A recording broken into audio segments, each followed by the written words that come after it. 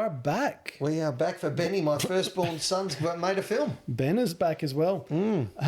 Yeah, how are you doing? I'm doing. I'd never heard of this film, so we'll talk about that in a minute. But I had not heard of this. Was another Rob choice. Yeah, do you want to, I think we should tell people whether or not it's worth watching before you do it, because I'm going to say this. I think it is 100% worth watching, and we're going to spoil it for you. And this is a movie you want to watch before you listen to the podcast. I do have a little story first. Please. So before we get into the spoiler, I can tell you the story. Go. I received a text. You know how on the phone, I don't know if it on your phone, but the iPhone 17, which I got recently, and when somebody leaves a voice message... Do you need to add 17 there? Well, only because I don't know if the 16 does this. When somebody leaves a voice message, it transcribes into writing. I've got that, and I've got the 15, so yes, I get that. Okay, so I didn't have that, I don't think. I get a message, randomly pops up. I think I'd had an argument with my son the next day, and the next day... You go looking for it and you can't find it? The phone goes, I can't answer it, and it pops up the voicemail, fuck you, asshole. Oi. Oi. Hello. Oi. Yeah. Let me just tell you, that was not a happy chappy. I bet you weren't. But I thought, this is unusual. All right. It's not that often my kids will say that to me. So when I got home and I spoke to him, I said, Max, I've received this message from you. He's like, oh my God, you will never believe what happened. Yeah. I'm like, what happened? He goes, well, I was calling you about something and I was leaving Chadstone and I turned left out the place and a car from nowhere came out. Wasn't about and you. nearly sideswiped me. And I went, fuck you, asshole, because I played him the message. And that was the reason for the message. But what was quite ironic about I would have thought Max from Get Out wouldn't speak to you like that. Yes. But what was ironic is the night before, like 12 hours before at dinner, we were talking about insurance and car insurance and policies and costs for things and what, in general, what things cost. And we talked about how quickly an accident can come out of nowhere. You know, you think you might be a good driver, but it's not always about you. It's about somebody else generally. And then 12 hours later, this exact thing happened. It was just so weird. Fuck you, arsehole. Yeah. The things people must say in the privacy of their own car. Do you ever watch that when you're driving along? No, he had these words in his vocabulary. No, but don't you see that? You can see people singing on their way to work. I always think, what are these two talking about? I love, you can people watch at the lights and then you can see people screaming. The best one is to give them the wave. Just wave. Just wave. Just wave. Yeah, and I can relate it back to Ben is back because... Well, again, without giving it away, you probably want to stop listening now because I will give it away a little bit. Ben is back is about... we need you to watch these films, right? We can't talk about these films and you not watch them. So please go away and watch them. Okay, that's your homework. That's your homework. Well, you can't do a review and not have seen the film. Well, what are you listening to? So Ben is back is about a child in a family who is a drug addict. Teenager who's recovering drug addict. He's got himself into a lot of trouble and he's been in and out of rehab and he's caused his family a huge amount of heartache and he's nearly overdosed and died a few times. So what I was thinking after Max nearly had this accident was how fragile, as we've talked about before, life is. And how... teenagers generally think they are indestructible, like I did, like I kind of semi-do, but all these things happen to you. So, yeah, I just wanted to talk about that a little bit and the fear that a parent has and will always have. But at what point do you go, you know what, there's only so much I can do? Because my other son, Zach, who's now driving and has a car, he's like... who do you call him? Who's Lewis Hamilton? Evil Knievel. Fuck, he's Lewis Hamilton. He just doesn't want anyone to beat him off the lights. He's 18 years. I'm like, nah, it's like, just got to chill, bro. That's like, not good, Robbie. This is not good. So, and we say to him, you can say it till you're blue in the face. Just take your time. It doesn't matter if someone beats you off the lights. It's okay. But they think they're indestructible. Yeah, I drive like that, though. I once said to my dad, and I'll never forget it, after passing my test, I said, I'm a better driver than you. And he drove more or less for a living, drove everywhere. And he's like, what do you mean? I said, well, I've just passed my test. So I know all the new rules. So, you know, I'm doing it properly and I'm holding it 10 to 2. So I'll be much better than you. What a wanker. Yeah. What an absolute It's actually tosser. 9-3 now. Did you know that? No, I didn't actually know that was a thing. Because, you know, you can actually twist your arm as you're driving, which is the more natural way to do it. You can't cross over. I'll never forget when I was learning to drive and I went in a car with someone and he started doing. I said, why are you driving like that? He goes, what do you mean? I go, we were taught 10 and 2. And he said, no, I crossed over. So then I realised you're only learning to get your licence. He had no shoes on. I'll never forget this car ride. It's a pretty weird car ride. But yeah, do what you want. Well, the 10 to 2 or the 10 to 3, you hold it in that position. But you can't. The steering wheel. The steering wheel. But when you're turning a corner, you can't thread the steering wheel through your hand to get round the corner. I end up driving with one hand. Do you drive with one hand? You use the one finger, you do it, and it spins back. You become a bit laconic. You do. Yeah. You do. Which triggered a story in my head, because I'm very similar to Zach, when I drove my mum's car into my dad's car. Jesus. Yeah. Now, my dad has got a bit of a temper on him. So this was my brother's 9th or 10th birthday. So I was 18. I'd maybe just passed my test. My dad was driving in front. He had 5 kids in his car, and I was driving my mum's car, and I had 5 kids in her car. And we were off to the movies for my brother's birthday. And my dad, is very distracted when he's driving. He's always looking around, and he's probably got ADHD. He's probably where I got it from. But he's very distracted. He's always touching things and looking around. And someone took a right turn in front of him, and he slammed on the brakes in front of me. Now, I was probably driving too close, also a new driver. I then slammed on my brakes and skidded into the back of his car.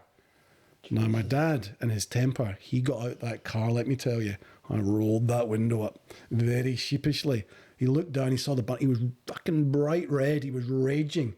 And he grabbed that dented bumper and he pulled it out and kind of more or less straightened it. And then came over to me. I thought he was going to fucking pull me out through the window and then beat the shit out of me, which he's not done ever. But he didn't. He then got back in his car and we drove off, and I was very sheepish for a while. Jesus. But he actually, in fairness to him, I came back when all said and I apologised to him, and he was actually fine with it. And I crashed a couple more times after that. And he was always, I tell you, he was always very okay with that, because he was probably happy that I wasn't dead. So, and then, yes, first it's relief, and then they'll reprimand you afterwards. So there you go. That was just a little story that I reminded. I've got 2 car stories if you want. Fire away. So I feel like I'm commandeering all the stories. No. I've got 2. One, you won't believe them. So when I was about 5 years of age, I jumped into my grandfather's car, and I ended up going down. It was a nice house, so it had a hill in it for about 40 metres. And I jumped in the car, into the driver's seat, put it in reverse. Car went down 40 metres and smashed into the brick wall. I survived. And how old were you? About 5. Oh, 5. Oh. Yeah. So you didn't know what you were doing? No idea. I just jumped into the front seat and flew down 50 metres. That would have been a scary one for the parents. Well, they only found me once I smashed in. Then there's a funnier one, and this is to your point about telling your father that you're a better driver, okay? We were on lawn in holidays. I was with my cousin Warren, and Warren and I used to do some crazy shit. I know I don't seem it now, but back then I was a bit more of a daredevil. Give us some examples of your crazy shit. So we took a car out. We took my mother's car out, my parents' car, and we went for a drive. We didn't have our licence. Warren's 2 years older than me. We were probably, call it 17 and 15, okay? And we're driving around, for those in lawn, sort of Erskine House, and we're driving around the property, right? And it was a very muddy day. And we go onto their main oval in our family car, the 2 of us. I think Warren was driving. He was older than me. He was, because it was quite muddy, as I said, and we got stuck. And thinking that we know what we're doing, I said to him, go harder. So he is now, you can't see my hand, and all that was happening is the car is sinking and sinking and sinking and sinking. And we had to do walk of shame back into our parents to say, we took the car, we shouldn't have taken the car, and we can't move it here as it's in the middle of the oval, right? And my mother got in the car and slowly drove the car out about 3 kilometres an hour. We thought, shoot out, and I've never lived it down. Whenever we talk driving, who's a better driver, I get reminded of the day in lawn. You're not a very good driver. Not a very good driver. I drive, what did he say? I drove slow on the driveway. What did he say in Rain Man? Something like that. So Benny's back. Yeah, Ben is back. So that is a... There you go. How do we get there with driving stories? Segue. We're just worrying about kids and kids dying and health and all that kind of thing. Yeah, can I give you my first view? You've given yours? Well, let's give a little summary of the movie first. Go. So first of all, here we go. Spoiler alert. This is a must-watch before. It's a story of a family with an addict. Ben is Back is a 2018 drama about a recovering heroin addict, Ben, played by Lucas Hedges, who unexpectedly returns home for Christmas to his mother, Holly, played by the wonderful Julia Roberts, who is ecstatic but wary. The plot follows the pair over 24 hours as they navigate trust issues and face the dangers of Ben's past when a home invasion occurs, forcing Ben and Holly to confront the drug world he left behind to find their missing dog. Other actors, Courtney B. Vance as Holly's husband and Catherine Newton as Ben's sister. Have you seen it before, and what did you think? I had not even seen it, never heard of it. It was on SBS. It's where I watched it. Robbie, outstanding. What a film you've given me. Yeah. Well, I'm glad you liked it. Yeah, if you want 2 hours, you gave me The Father last year, which was, I think you thought you were going to hit the mark, and you're running it this year. It's this year. Oh, The Father, was it? Okay, well, 95% strike rate. This is one of your best. This had me from the get-go very, very... I don't want to keep using the word relatable. I need to expand. It was relatable because of a mother's love, and as a parent, I felt so much in Julia Roberts' shoes. He was so well cast, even the tinge of red hair that he had. His father actually was the writer and director, which I didn't work out till the very end. Ben, you're talking about Lucas Hedges, the actor, his father. Lucas Hedges, yes, thank you. Played Ben, yep. Robbie will interpret my English for those listening. Really, really like this film, and we're going to talk about it now. I'm really pleased to hear that, because I genuinely didn't know. I thought, like The Father with Anthony Hopkins, I thought you might have turned around and gone, I can't relate to this because I don't have drug addicts in my family. So saying that you can relate to it because as you are as a parent, I get. But the life of a drug addict, of somebody that is relapses as badly as they did, it's like the Train Spotting kids. It's like Ben Cousins would have been. Sorry, I thought you were going to bring up Train Spotting. The bit that was genius about this film and unique was that all these drug addiction movies always show them relapsing and, they're doing drugs. He doesn't do the drugs, right? We know the final scene. We'll talk about that later. But it was everything around it that caused the effect. That was the brilliance of the film. Well, the damage he brought into their life, the trust issues. He was a drug dealer as well, so someone came looking... But you take a step back. You always talk about, if it's not on the page, how am I meant to know that? But this movie starts with Ben arriving at the house, and Julia Roberts gets back to the house and runs out and embraces... How's her reaction? Her son. Divine. Okay, and what we realise very, very quickly in the movie, that this teenage kid, he's probably 19, 18, 19, has caused this family, this now blended family, the most amount of heartache and stress, aggravation, fear, and break of trust over the course of the past 5, 8, 10 years. Yeah. Okay, and that is very, very apparent immediately. So why do you think I can't see it? It was palpable. No, often in movies you'll say there'll be a backstory, okay, and you've got to kind of put 2 and 2 together. But because this is such a good movie, it makes it really clear. And it was very easy. It was very good. Even the father said it a few times. Didn't he? The father comes back. So the father comes back and sees him, and his reaction is, "The fuck are you doing here? Yeah. You're meant to be in rehab." Yeah. And Ben says, "I'm fine now. I'm fine. I promise you. I'm in a good space." And it's only been 77 days that he has since his last relapse. Since his last relapse. And the family just know, even the siblings know, that it's only a matter of time, or fear that it's only a matter of time the sister before they relapse. And as the viewer, we're thinking, what's going to happen here? Is he going to relapse? Is he going to die? Is he going to steal from them? What's going to happen? You're waiting. Your heart is pumping. When's he going to do drugs? What's he going to do? It's a matter of time, and he never does. And that is the bit I thought was so clever, that he never did, but he... We'll get to the... Sorry, go on. No, you go. Go. Sorry, I'm interrupting you. I'm excited about the film. No, go. Well, you've got a similar nature to him, that addictive personality. Yep. In some respects. Let's just talk about Julia Roberts for a minute, okay? Because she got typecast very early on in her career with Pretty Woman. She's absolutely gorgeous. We know that. Then she does Erin Brockovich and got her an Academy Award, and she's outstanding. In this, her reactions, first it's the mother's love and the care, and he can do no wrong, right? I mean, there's the old saying, God can't be everywhere, so that's why he made mothers, right? And the other thing that made me think about it, you know the Martin Bryant story? Do you know Martin Bryant? Mm-hmm. You know the Port Arthur massacre, right? Killed 27 people. He has one visitor, the mum. No one else. The father disowned him, brothers, sisters, no friends. One visitor every Sunday. A mother does not give up on her son. And they have a scene in the petrol station when he says, I'm a bad person. You don't understand the shit I've done. Leave me, leave me, leave me, leave me. Must have said it 5 times. And she just said, I'm not going anywhere. And he leant on her. I'm going to start crying. And he leant on her and he said, I'm not going anywhere. Yeah, absolutely. Powerful, hey? Such a powerful movie for all the reasons that you've said. Julia Roberts' reactions were fantastic. As a mother, she embraced her son, even knowing that he could relapse and the problems that she could bring back to the family. But she embraced him. Then they went to the shopping centre and she said to him, you can stay, even though you're not meant to be here. I've spoken with my husband and, you know, you can stay here for 24 hours. Yeah, but the rule is this, you will not leave my sight under any circumstances. I'm going to sleep on the floor in your room. If I hear you move your covers, your blanket, I will be on top of you. You will not go anywhere. And he's like, fine, Mum, it's fine. Honestly, I feel great. I'm totally fine.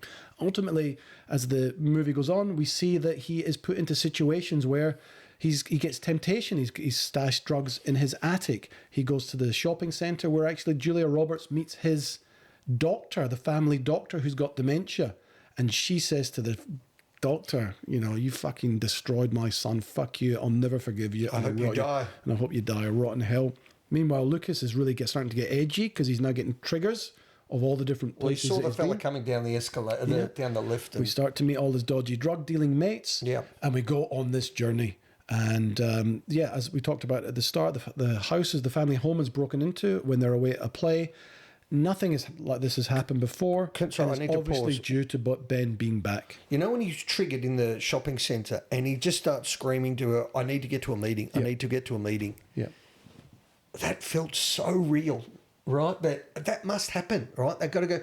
And she's like, what do you mean you need a meeting? Can't we have something to eat or sit down, take a breath? To anyone else, to me, you just say, let's take a minute. If you get flustered, close your eyes or sit in your car, put a good song on. No. He needed a meeting. So, okay, where are these meetings? He didn't even know whether they're driving around town and then he gets hit on by the girl at the meeting. Do you see that? Do you want to do drugs with me? And she's wanting to sleep with him, I guess. And Then they get to the shopping centre. The mum's buying him clothes. He's managed to get some heroin from somewhere and he locks the door. Oh, that's a good scene. And she's banging on the door, open this door. And sure enough, he's got the drugs. And at that point, she just goes bananas and is so disappointed in him, but not unexpected.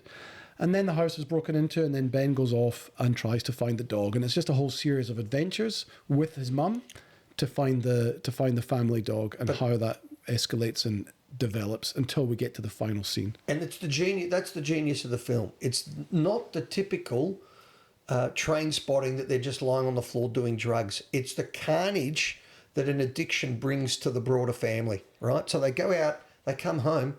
The house was robbed because he was also a drug dealer. Someone had come looking for drugs because, hey, Ben's back, right? So the shop's open. So they took the dog to as a hijacking mechanism to get his attention, right?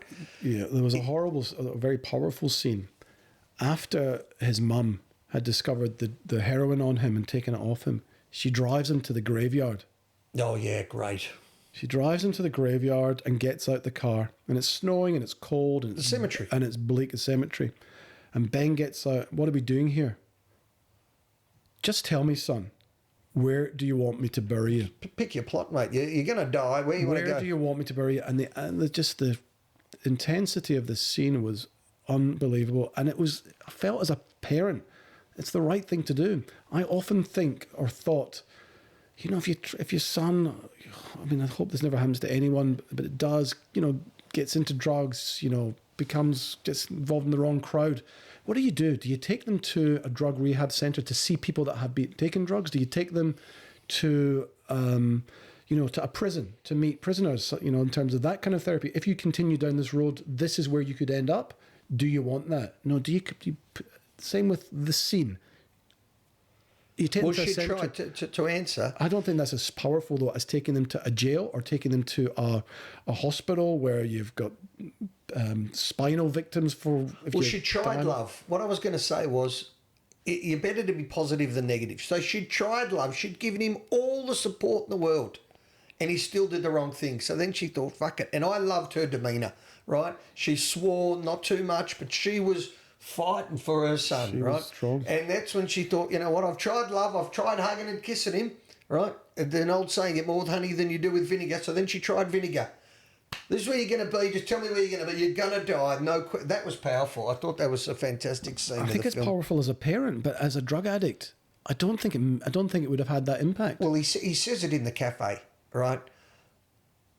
And when she said how, you know, she was even trying to make him feel good that he was a good drug dealer. You only gave her the drugs, so he felt this enormous guilt. His girlfriend or a female friend had died, and he felt this guilt. And she says to him at the cafe, well, you were just trying to make her feel better at the time. And he says, no, you don't understand. Nothing, Mum, you can't make me feel as good as drugs can make me feel. It had this almighty hold on him. Incredible hold, but also it's inferred and at sometimes shown the horrible things that he had to do and would do to get drugs, one of which is have sex or with his ex-teacher. So he went round to the ex-teacher's house, and it's inferred that... Oh, you think he was having sex with that man? Because he was giving him... They said in the car, the guy had the biggest amount of Xanax in his cupboard. And if I went over there and gave him a blowjob, I could have as much Xanax as I wanted. Oh, and as an addict... I didn't pick that. Yeah, he would go there... What did he say? The sex that he was... I thought he'd just go over there and that was his deal. If you remember, in the car, after he comes out that house, Julia and him are talking, and he tells her he's got That's my old teacher. I did what I had to do to get the Xanax. And and then it clicks with her. She's like, then she vomits. If you remember, she opens it and vomits outside when she realizes what happened. Right. Shit. Okay, you reckon that he was giving sexual favours to get the drugs? It's 100%. Oh, Christ. I didn't pick... Oh, I missed that one. Yeah. Oh, God.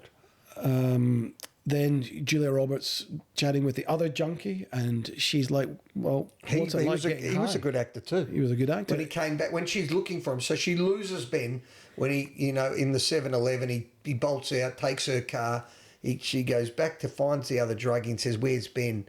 And he says, I just need a hit. And he was jumping in his shoulders, and you're thinking, God almighty. And he said, it's not about the hit. It's not about the high anymore. It's about not getting sick. You're so deep into this drug, it's in your system, that the only way you can stop getting sick is by having more. It's like the hair of the dog, is it? Is it like the hair of the dog? Don't get a hangover, just stay drunk, is it? Well, yes, but you're not getting that same euphoric high that you would have got at the start. No, that's right. You know, I think that's the, you know, why it's such a devil drug. I think Charlie Sheen said it. I watched a show about him recently, and he said the best part of life is the first hour when you're drunk. Right? That's what he's the first drink. The first drink, the first hour. You're never as good, because after that, then you're seedy and headachy and not the same. You don't have that euphoric rise. So, well, the first drink is the most fun and the biggest problem. Same with anything. Yeah, I guess so. Leads you on to other stuff. This had a feel of Manchester by the Sea. What was the biggest link? Well, the main character Ben is also in Manchester by the Sea. Correct. Yeah. What did you think of having to drug test your own kid? She says to him, as you said earlier, these are the rules. I'm going to watch you for the next 24 hours, but I'm going to drug test you as well. I think totally fair enough. If you ever drug tested your own kid? Where would you get a drug test kit from? Well, for what? The chemist or the pharmacist. For testing for what? I'm just asking you. I'm asking what tests you would get from a pharmacy, or what you can get from a pharmacy. Oh, I assume. So I'm just saying no. But imagine having to do that. But what test are you talking about?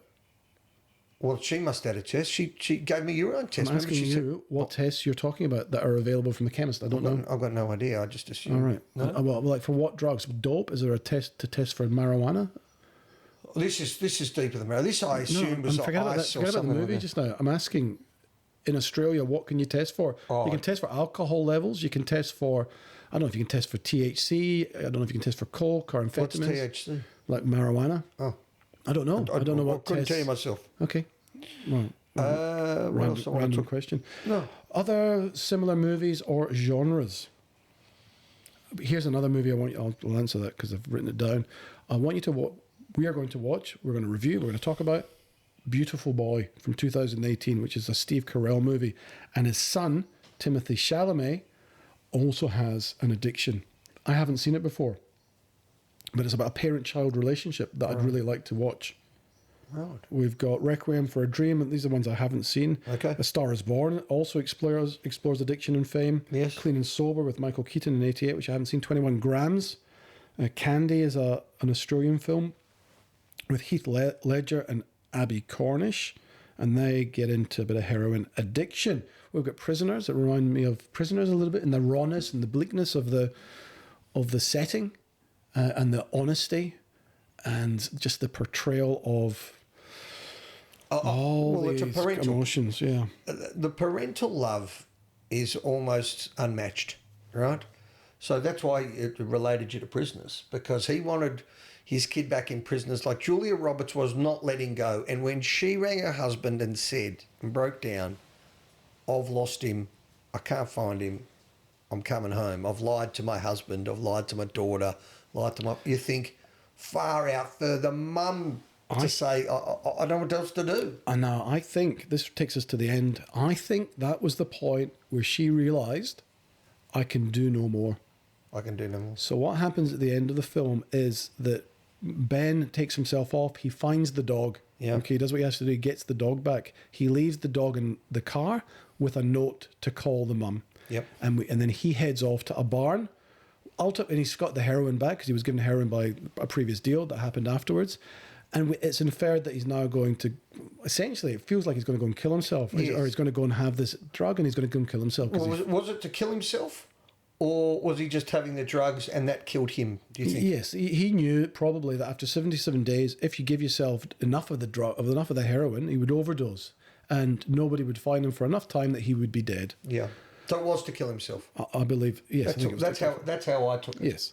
So Julia Roberts is called. She comes to find the car, however many minutes, hours later. Opens the door to the car. The dog runs out and runs towards the barn. Yeah. Julia follows the dog to the barn. It was cute, that bit with the dog, don't you think? It was and cute. I'm not a dog lover, as we know, right? You know that Ben is going to be up there, and we know that really he's going to be dead. So the camera takes us up. Julia's there. She sees Ben unconscious on the ground, and she starts to give him mouth to mouth. So we think he's dead now. And the mother of the girl that had died earlier gave her. Remember, she taught her like an EpiPen type. The thing. EpiPen. Put it 2 in the. She says, "I can't do it." She says, "When the time comes, you'll do it." So she put that in the nose. That didn't work, and then she gave him out the mouth. It's not an EpiPen of something, but it's something you put up your nose to help bring them back to life. So she ended up doing this, and she's just trying to breathe life back into her son, and ultimately doesn't. No, she does.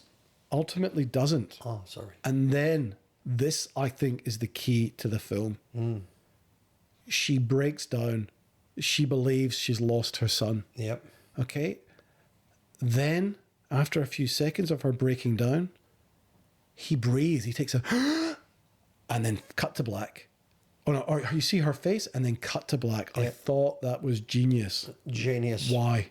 Why? Because they'd told the story already, right? They'd lived it, and they brought him back from the dead, right? They didn't need to overplay it and him smile and make it corny or some cheesy line. No, what did you take from Julia Roberts' reaction?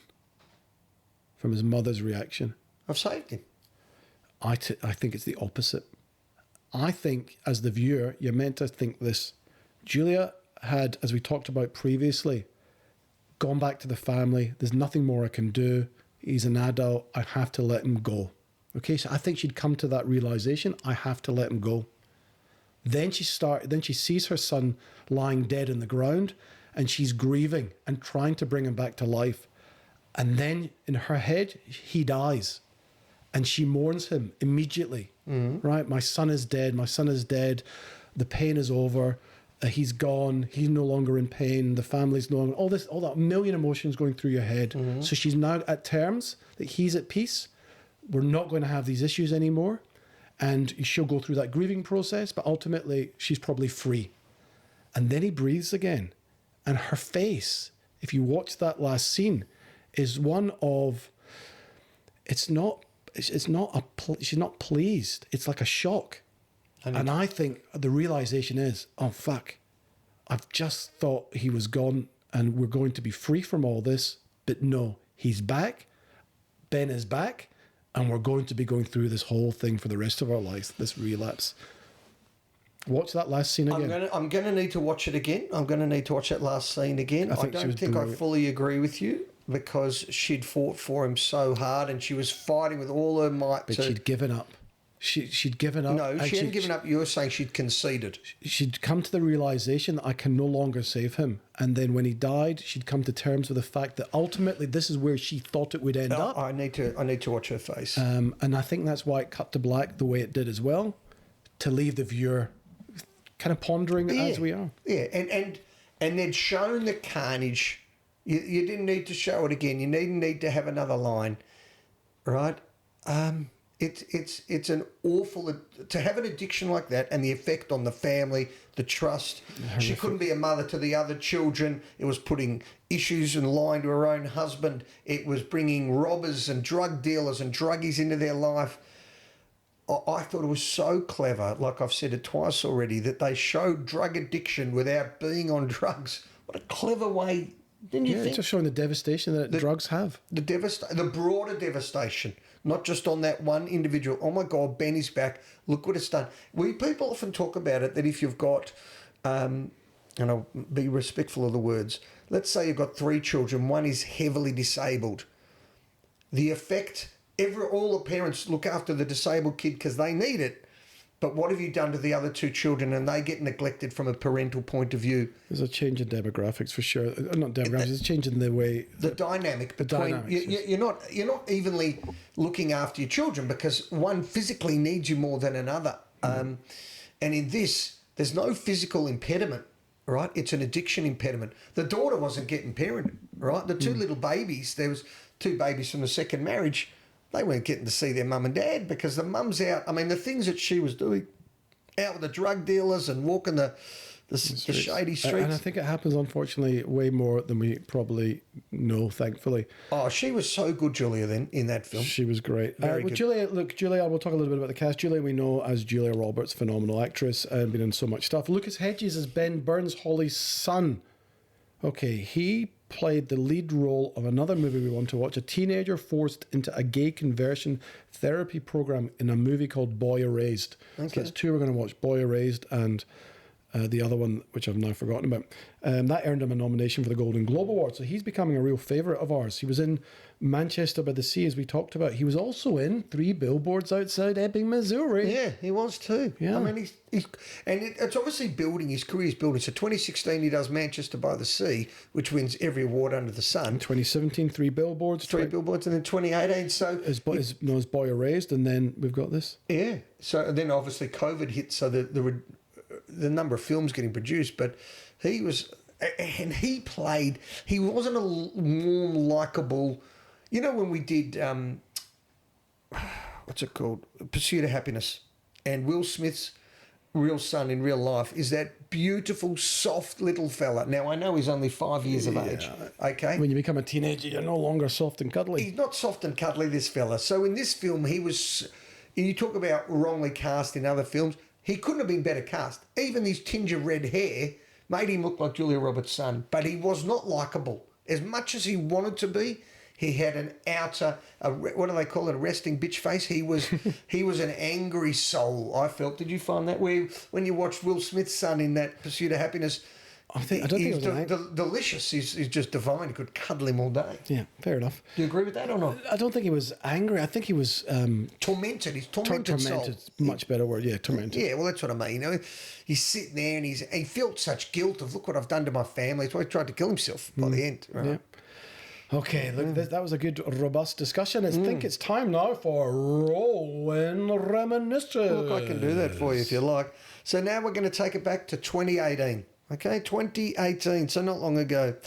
What happened in 2018? If you remember, in Thailand, the soccer team that got stuck under the caves. Oh, the Thai team. Yeah, the Thai caves. So that was one famous thing that happened. Wow, let's just talk about that. You want to talk about heroes. and tearing up.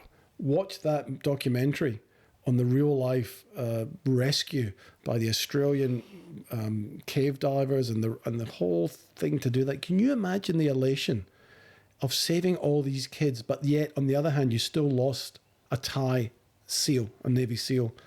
Extraordinary. It's beyond belief. And you couldn't see in the 4 kilometers, I think it was, of underwater cave diving in a tunnel that's like just fits your body. And you have to pull an unconscious kid through there 18 times or 14 times, whatever it was. It's just... 9 times? Beyond comprehension. Continue.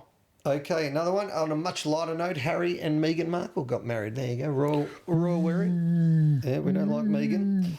Here's one for you. The video game Fortnite entered our lives and took over. Too cool. For anyone that's got children, Fortnite was the 2018 game of choice. Oh, and winning that, you could hear shrieks around the world as kids won the games. Oh my God, that and was bought new skins.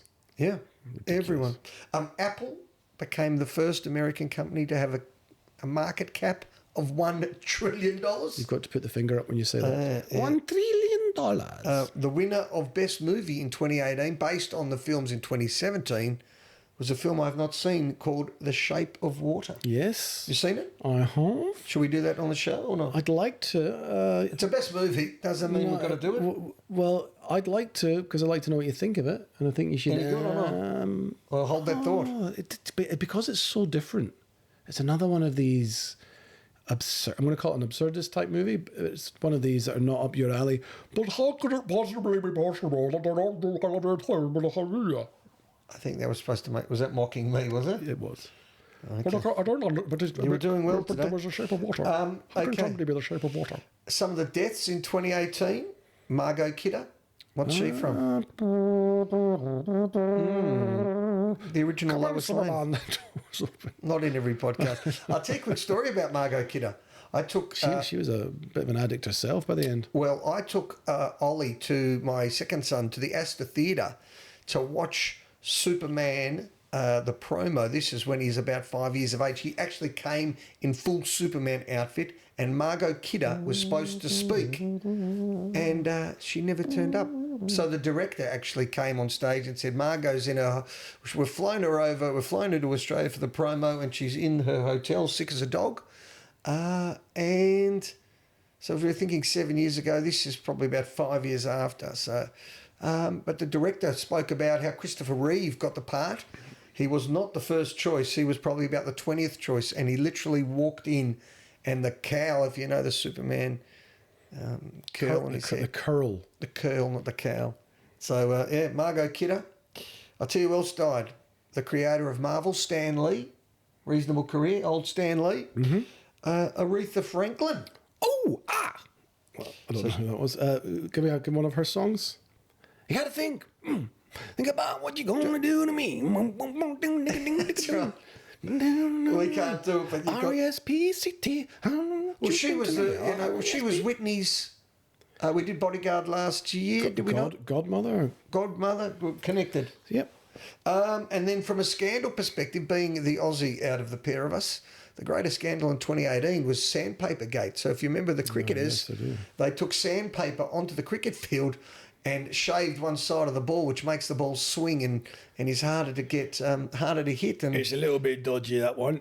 More than a little bit dodgy. The Australian cricket captain, who's at the level of the Prime Minister, was banned from playing cricket for a year. Steve Smith and David Warner and Cameron Bancroft. The worst look for Australia, for any country that I've ever seen, the most blatant cheating. What were they thinking?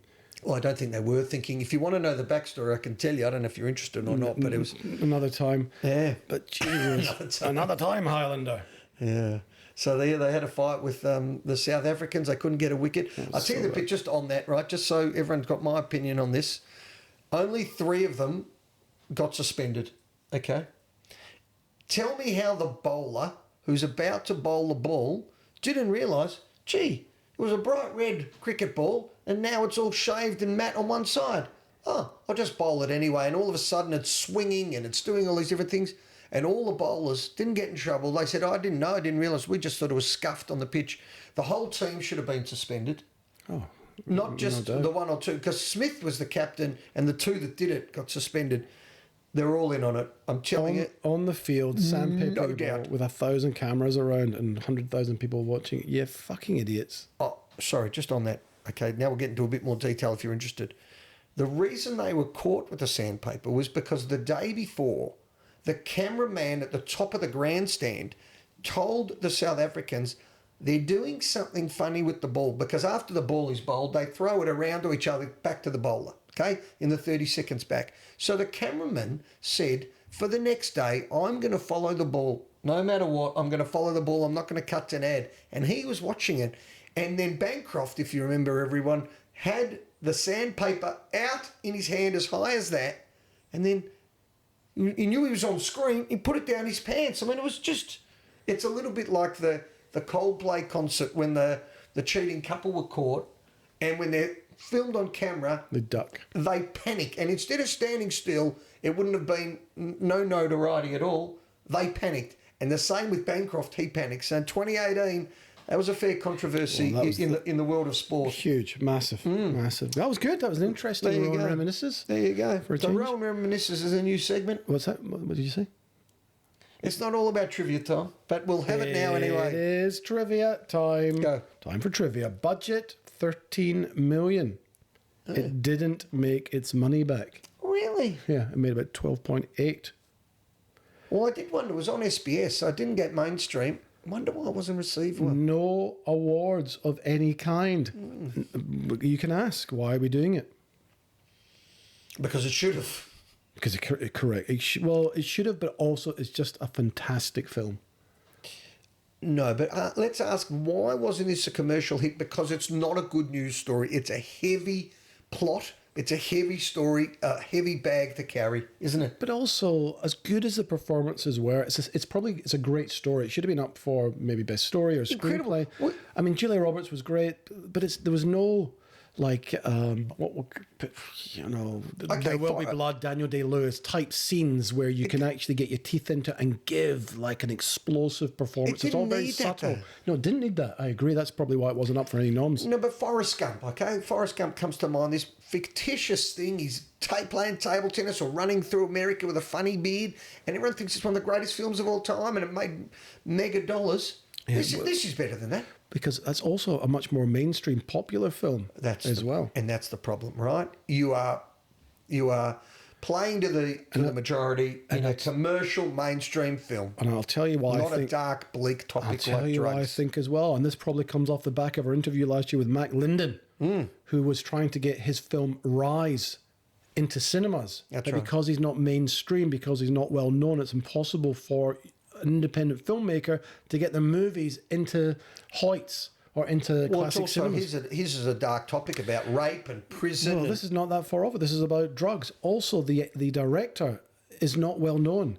It's not Martin Scorsese. The actor, not well known apart from Julia. So it was probably hard to get the funding they needed. And the reason I think they probably weren't in the Oscars is because there's no marketing money there to push this film out in the way that a Marvel can do, or in the way that Barbie. Remember when you read the Barbie money out, you said Barbie had $1 billion. Was it? It was some ridiculous. Yeah. Barbie was with Gosling and Margot Robbie was promoted within an inch of its life, right? So it's a combination. I think you've summed it up well. It's marketing. It's not mainstream, bleak topic, and probably not my opinion, just a thought. Not a male as the main actor. The female, right? Don't know. Do you think that makes a difference? No. Don't you? No. Okay. I think they would pick it up if it was Hanks and it was Hanks or Russell Crowe or Cruise. Whether Julia Roberts, I mean, I hope not. Shouldn't. She's absolutely amazing. She made the film. Do you because we've heard Sharon Stone. So we've heard Sharon Stone talk about, for Basic Instinct, Michael Douglas got $8 million and she got $500,000, and she said that the pay disparity and the respect in Hollywood for a female lead versus a male lead, maybe it's a tiny cast and Julia's the lead. Maybe. I don't know. It's a combination. I reckon it's percentage points on all of it, to be truthful. Okay. Well, yeah, it's an interesting theory. It didn't make $13 million. No. When the director, Peter Hedges, was developing the film, he had no intention of casting his son, Lucas Hedges, in the titular role, and had already created a short list of other actors he was considering. It was Julia Roberts who, after seeing the younger Hedges in Manchester by the Sea, insisted he be cast.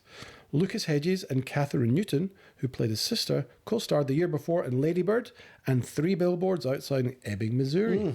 Indeed. Marking this movie their third collaboration. It is theorised about why Ben took Clayton's drugs at the end of the movie. Is that Ben took the drugs so he could commit suicide because he blames himself for everything that happened, and that getting Ponce back, which is the name of the dog, which we never mentioned, Ponce is the name of the dog, and taking the drug is him making amends for all the trouble he causes and feels the family is better off without him. So that's what he thinks there. Yeah. And finally, Lucas Hedges is one of 2 actors in 2018 playing drug-addicted children. The other is Timothy Chalamet in Beautiful Boy. Hedges and Chalamet appeared together in Lady Bird the previous year. That's it from me, son. Wrap it up.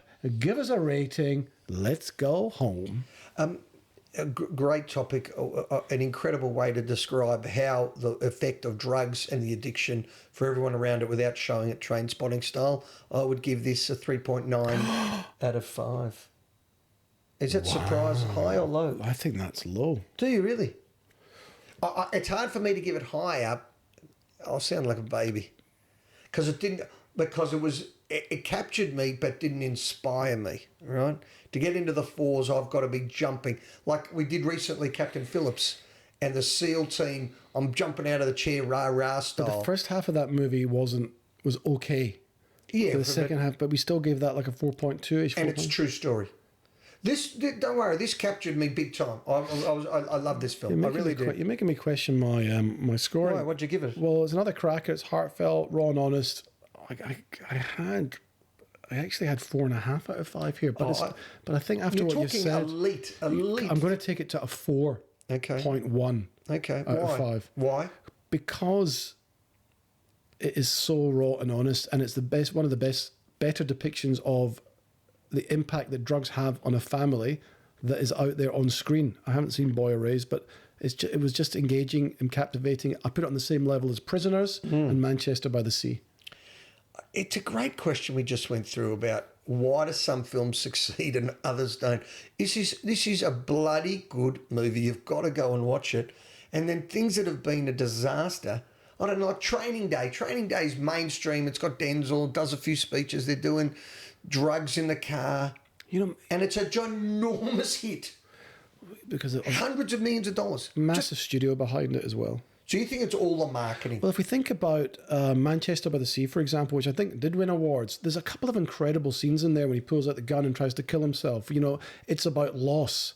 It is something terrible, something tragic has happened in that movie, and the actors get to act out some intense scenes like Hanks did in Captain Phillips. You need the vehicle to do that. Here, nothing actually happens. There's no, apart from that final scene. Yeah, there's no climax here. It continues. If you think of a heartbeat, yeah, I would agree with that. I tell you what we should do.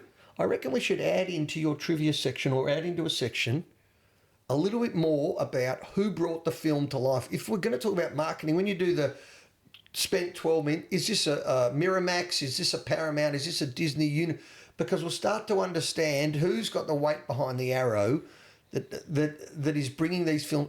Is it the story? What makes a film successful? Is it the story, the script, the actors, or is it just combination of all? Or is it just Elon Musk is funding it and it's a big marketing film? Well, as Mac told us, you have to be soul A to get a film made. Is it takes incredible luck. B, to get it into a cinema or out there is, you're 1% of the 1%ers that actually get something made.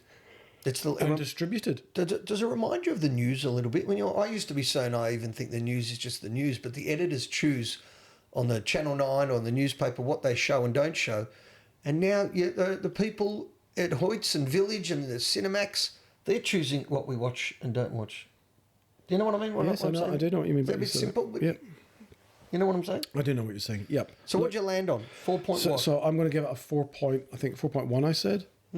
Yeah, you can watch this on SBS, as you said, also on Amazon. Yeah. You can watch this podcast on YouTube. We're out in poddies everywhere, Apple, Spotify, Amazon, wherever you get it from. You can check us out. Please subscribe, follow along. We'd love you to. That's it. And highly recommend it, right? Like, you're sitting here now, people listen to our podcast and you think, gee, what are we talking about? Because a lot of people tell us we're doing films that everyone knows. Nobody knows Benny's back. We're giving you some crackers. It's his best quality. I'm telling you, for all the shit I put up with, the films he comes up... I didn't come up with this one, right? If it was me, we'd be watching Rocky 2 again. Benny's Back is a very, very good film. Want to sum it up? You just did. Okay. Thanks for listening. Until next time.